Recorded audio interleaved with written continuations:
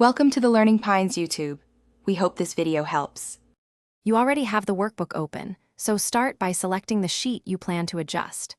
Go to the View tab and switch to Page Layout or Page Break Preview so you can see page boundaries. This gives you visual control.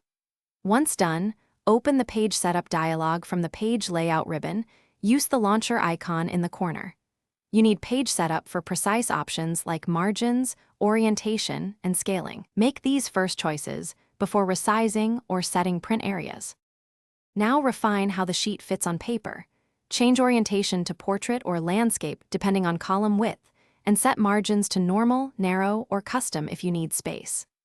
Use scale to fit, set width and height to one page, or enter a specific % if you prefer manual control.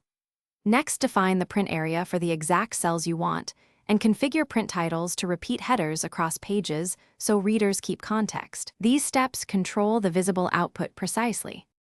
Finish by checking Print Preview, scroll through each page and inspect margins, headers, and breaks. Make small adjustments to scaling or move manual page breaks if needed. When satisfied, either print or export to PDF to preserve layout. Save the workbook to keep page setup settings.